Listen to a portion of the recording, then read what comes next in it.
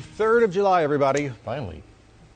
I know. Whatever right? that means. Have you been anticipating this day? Larry has been it's been a check boxes on the calendar. July. He circled the 3rd. I was like, what's he doing? I've been waiting for this all year. It was unexpected enthusiasm. Hey, we wouldn't know. We're looking forward to tomorrow. Most people are excited about tomorrow, not Larry, but most people are excited about July 4th. We want to know if you got any plans. Let us know what you're planning, maybe fireworks show. Because the reason we asked this is because we know a lot of folks are going to be going to fireworks tomorrow. Maybe Larry's going tonight. Maybe that's what he's excited about. In a few minutes. And so we've got a weather IQ on why does fireworks smoke, why does it always sort of linger and hang around after the show? Chris has more.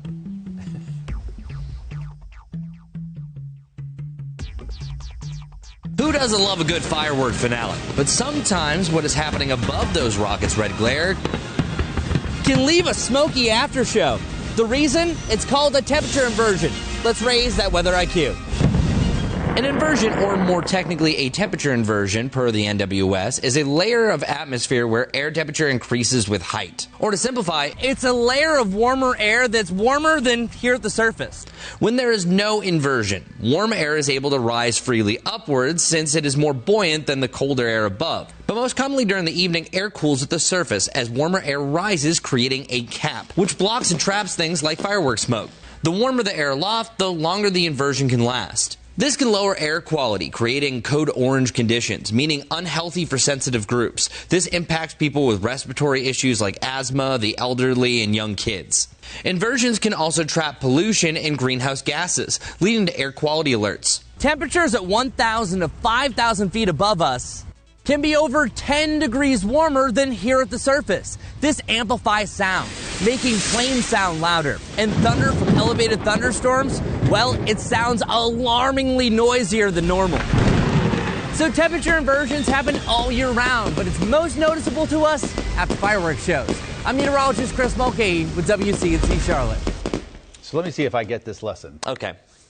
Heat rises unless it's a temperature inversion. Yes, exactly. Then it kind of just everything gets trapped. Okay. And we mentioned multiple things. One other thing to include there also, thunderstorms sometimes don't fire up until later on in the evening because you're waiting for that cap to break. So that similar thing can happen. So it can happen any time of day, and it can also happen any time of year, but specifically around the July 3rd and July 4th For Larry. fireworks.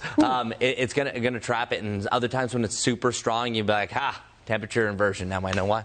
It's probably been maybe 20 years ago or so, maybe a little bit less than that.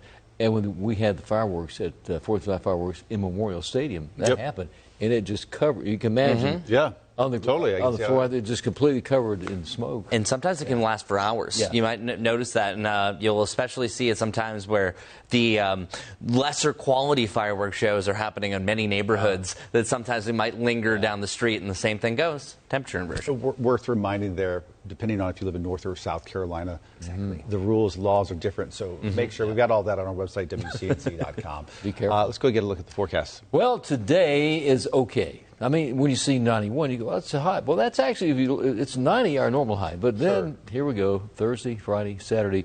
These are all weather-aware days with excessive heat. So we're talking about impacts include air temperatures mid-90s, maybe in the upper 90s with the heat index, how it feels outside from about 105 to maybe up to about 107, 108 on Saturday. And storm chances do increase a bit as we get to Saturday and Sunday. And then we're in the low 90s next Tuesday and Wednesday.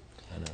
Not a pretty picture, is it? I'm told we have comments, but I don't have them. Actually, we're on a digital show. I can get up. It doesn't matter. You're fine. But meanwhile, I'm going to stall. The reason why we have some increased rain chances is because it's going to feel a lot more humid. And that's all the ingredients are coming together. So kind of like what we had over the weekend. I think it was like on Sunday night where we had some pretty decent storms during the evening.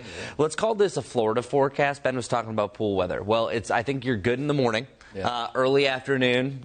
Things start to change a little bit, but really after 2 o'clock, it looks like most of those days where it fires up. But Larry, I think a lot of those days are mainly end of afternoon heading into evening. Although I have to say this, people will go outside in the morning. It will not be comfortable. It's going to be in the mid-70s in the morning. Gross. This morning was really nice, but yeah, the really muggy mornings. When you walk out and you just, oh gosh, you can feel it already. You know, the air that you can wear.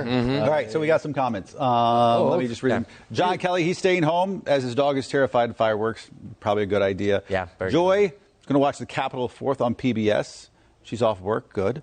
Cool. By the way, just to let you know, Joy, NBC is also going to have the Macy's Which 4th is of July excellent. fireworks. That's excellent fireworks. I would choose that. You could watch that. That's at 8 o'clock tomorrow. And Melissa says, staying home. Our neighborhood always has enough fireworks. So sounds like a lot of folks they have. just go too long in your neighborhood. Sometimes, That's the yes. problem. Well, Especially you got to work on the 4th. That's right. I want to leave us with one little note, and maybe hopefully you have this coded. So over on the traffic computer, so just on the fly, I actually found a really cool graphic that's something that I just learned recently. The reason why different fireworks are different colors are because of different elements that burn. So it's actually the sodium that's burning up, making more of a yellow, barium for green, magnesium for white, as you can see some of there. What is that, red? Strontium? Yeah, it's strontium. Strontium. Being honest with you, Never heard of it. man of science, I'm not too familiar with that. But the 5 of the 6, you should know or at least have heard it in passing. So We've heard of these, but so that's the reason why we have different firework colors. You had me at inversion, but I can only learn so much within one. I pushed it too much. I'm sorry. Listen, on behalf of Larry Sprinkle, he'd like to wish you a happy 3rd of July. yes, I love the 3rd of July. Have a good time. The rest of us will see you back here tomorrow for the 4th of July. Yeah. If you're traveling, be That's just safe. Another day of the week. Be safe. We'll see you back here tomorrow.